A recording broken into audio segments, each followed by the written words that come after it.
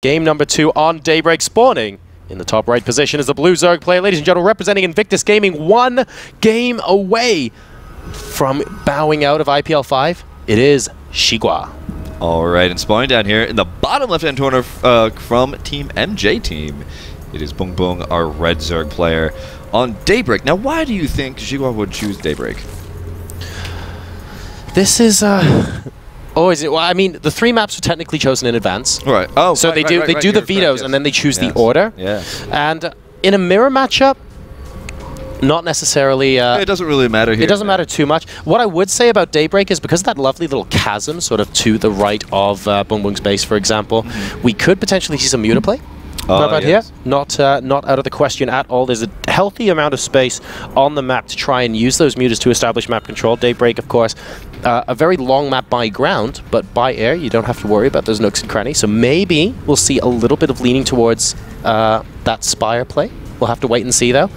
And that's exactly what Scarlet went for in the DRG match. Both of them went for mutas, and Scarlet somehow came out on top because she was trying to make as many banelings as possible, where DRG was going completely baneling heavy, and that allowed her to get a nice little +1 carapace a little bit earlier, and those muta engagements just went in her favor. So sure. So that was one of those things that I was just I want to point out, is that, you know, those little things here and there, you know, maybe 1 or 2 banelings here and there, do really matter in those types of games. They really do. I mean, if you're watching the stream and you're going, wait, what do you mean little things really matter? Like, we get into a situation, no, fungal sorts everything out. It's not always like that, guys. I mean, great examples, Zergling versus Zergling. Let's assume that everyone's dancing around and no good baneling hits connect. Having 2 extra Zerglings, 8 versus 10, you don't get 2 Zerglings surviving at the end. You get way more than 2 for the side that's 10. It's a little bit of a snowball effect. Muta versus Muta, Phoenix versus Phoenix, other great examples of stuff like that, where a small difference in supply for one player actually amounts to a big lead by the end of the battle. And obviously when you upgrades as well. Yes, and when you clump your units up, it makes it more difficult for players to tell if they have more or less than you. And sometimes a small difference can lead to really, really big rewards. So great point there, Jamtip. Quite true, quite true. Thank you very much. You compounded so well upon it. Anyway, guys, spawning pool's going down for both of these players, and Gas as well. So playing incredibly standard. Zerg versus Zerg for both these players so far. And I just keep thinking about pizza, and I'm just... maybe I'm a little bit hungry, but I just keep saying I like pizza, and I'm like, I like pizza too. I know I've already made that joke once, but... I've only had breakfast today, so you're making me hungry, man. I'm sorry. I'll stop talking. Well, no, it's all right. We'll go for some pizza, come back, and watch GSL! That's going to be on after this, guys. Oh my goodness, now, so stoked. Something to note is that XiGua's kept 3 guys on Gas, whereas BBoong's only kept only 1. Now, Metabolic Boost was started here for BBoong at the same time as XiGua, so denying himself getting that those other 2 on the Extractor means that we're probably going to see a little bit less of a tech-heavy choice coming out here from BBoong, a little bit more on the Econ. That's a great point, actually, and we can see that reflected immediately as XiGua goes for a faster baneling nest here. Now, bear in mind that, of course, due to the length of the map, this isn't necessarily going to hit super quick compared to normal, and also that BBoong is going to have just a couple more minerals to work with as well, so he will be able to maybe squeeze out an extra drone or 2 before trying to defend with maybe Lings and Spine Crawlers until he gets his own baneling nest up, or he may just attempt to go a little bit later on into his own tech. We'll wait and see. Quite true, and that's one of those awesome things about keeping the 1 guy on Gas, is that you can actually still get a baneling nest and still get a couple of banelings here and there. Yeah. But you just come out so much more on top on those Zergling numbers, or possibly drones. We have the reason why now. So he could go for that baneling nest. You're absolutely correct, but he's actually just going to be saving that gas up for now, and he's going for 22 Zerglings. So he wants to go out and apply some pressure out in the middle of the map. Basically, BBoong is trying to skip the baneling nest and try and put some pressure on his opponent without having to. That's a lot of Lings popping out as speed finishes, but we have XiGua. He's actually coming around the other side with a healthy number of Lings as well. He had 20 in production a moment ago, and BBoong now starting his baneling nest much later than XiGua, but he just needs really to have them for defense as it currently stands. And here we go, moving into the natural expansion. One of those banelings detonating prematurely here, and BBoong does have more Lings, so XiGua's going to have to use these banelings defensively. Such a tricky position to be in. Yeah, and there were a couple of banelings that were morphed in over here. Now, they're not doing anything just yet. There is actually an Overlord that is spotting them, but those could possibly just move on at a later point when BBoong's not paying attention to them. And is BBoong gonna... No, okay, he's not gonna attempt to go back into natural. He knows that there are some defensive banelings there. He's actually gonna be running back with his lings now. Needs to be very careful here because XiGua is leading with a baneling here, and the spine crawlers are not complete. This could be fantastic news for XiGua here, running back with the baneling, and that's a fantastic detonation. Once again, XiGua with an amazing detonation on those banelings. We can definitely see what phase of the game he does really well in. Comes in here, gets a huge ling advantage, and now map control is completely under his... Not quite as big as the previous one. Not quite as big. But that was actually pretty close, That was still a really good one. It really was. He's really good at those baneling detonations. And that was really close as well in the sense that the number of lings that XiGua had left over there, if he just had a couple more, we might have just seen him go straight into the main base and try and do a lot of damage. That was like really borderline, and oh, not again! But he misses the detonation, but that was a lot of banelings. 4, I believe that was a pretty good trade there for BBoong, but still XiGua moving in with so many... Oh no, that was so good. BBoong just going straight for the banelings, trading 2 for way more than 2 there, and he should be able to hold this comfortably against BBoong there. Yes, 6 workers have been killed, but how much has been invested into this attack? The spine crawlers doing their jobs beautifully. If we take a look at the number of harvesters, they are basically dead even, but XiGua coming in for round number 2. And there goes those Zergling going around in a circle. BBoong getting another nice detonation, but I don't know if it's enough. Yeah, it is. He's got a lot more Zergling coming in here, and now looking at the unit counting station. Oh, well, sorry about that. The Spire now coming down here for BBoong, so he actually made out pretty well because XiGua spent so much gas trying to get so many banelings out there that his lair is incredibly delayed at this point. You make a great point as well, and the other thing that's happening behind this is that BBoong is now going for his 3rd base. Oh, Queen surround there on the ramp. Is there a transfuse available? I don't think so. One Queen's going to go down. The second Queen will go down as well. That is a great pick off there from BBoong. But a little bit of lag coming in here right now, and this might be... Oh. No. Oh, no. No. Don't you dare do this to me. I'm going to wait. This is, okay, this is a very, very tense moment here. I hope that we don't end up dropping out of this game. Or more importantly, even if we do end up dropping out of the game, I hope that the players are okay. So we're going to be getting, an admin of that and see what is happening. And we coming back a little bit. BattleNet connection. It looks like the internet connection is a little bit spotty right now. Yeah, a little bit spotty. If we get back into the game, we should probably pause it immediately. Yes. And get a member of the admin team to try and figure out what's going on here, because this is a very delicate part of the game right now. We have BBoong taking his 3rd base. See if we can get a pause on the game. Can we get a pause there? I clicked pause, but I don't know if we're actually going to get a pause. I'm going to go switch over to the webcams right now. All right, so a little bit of a hiccup there, guys. Sorry about that. That's actually really tense. So it'd be nice if we can just get that game paused, calm it down, and let both players sort of relax before we actually start off again. Exactly. One thing I do want to point out, though, a little bit of aggression there, so we do have to make sure that that pause goes in there and that both players are perfectly fine with where we're sitting. But continue, you were saying? Well, we have a situation now where the Spire is coming down for BBoong, and it's almost complete.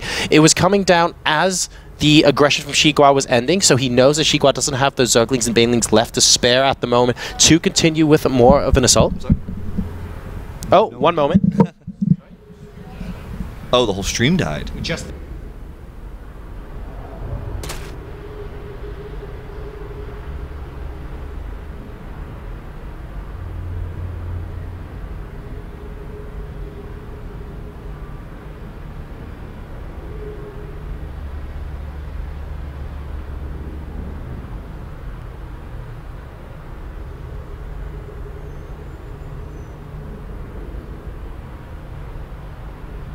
The function of art to renew our perceptions. Yes, I know, it sounds a little weird, but the truly significant work of art is the one that prepares the future. It's a high-speed collaboration between people recombining everything into new forms. What do you guys think? What do you guys think? Love it. We agree. I'd buy that for $1. Let us know in the comments. And if you haven't, you should subscribe.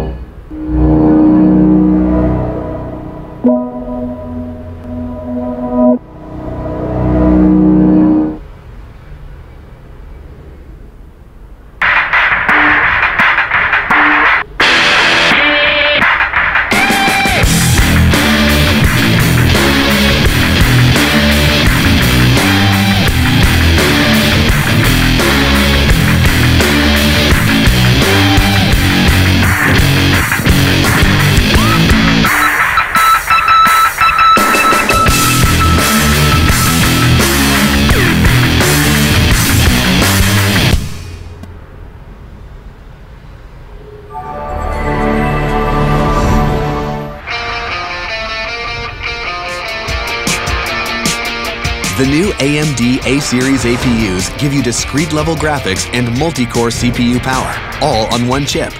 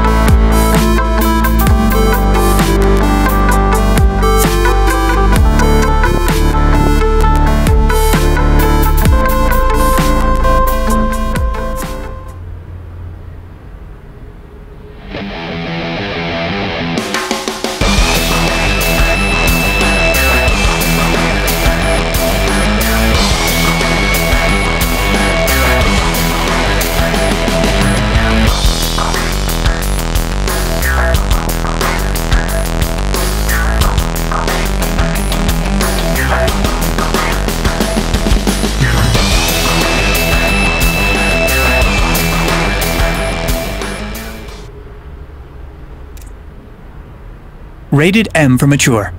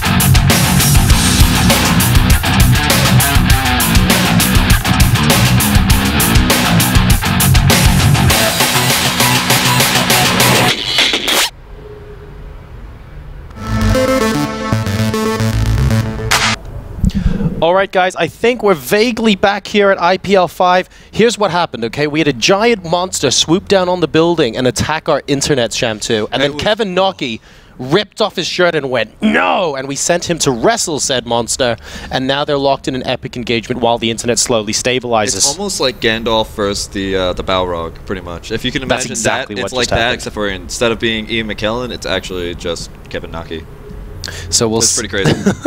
I lost it. I cried in a corner. I'm not afraid to admit it. So it's a pretty difficult situation here, guys. Sorry about the lag, but the great thing is, even though the stream went down and everything super stuttered, we managed to pause the game, and for some bizarre reason that is making my heart warm so much, nobody dropped from the game.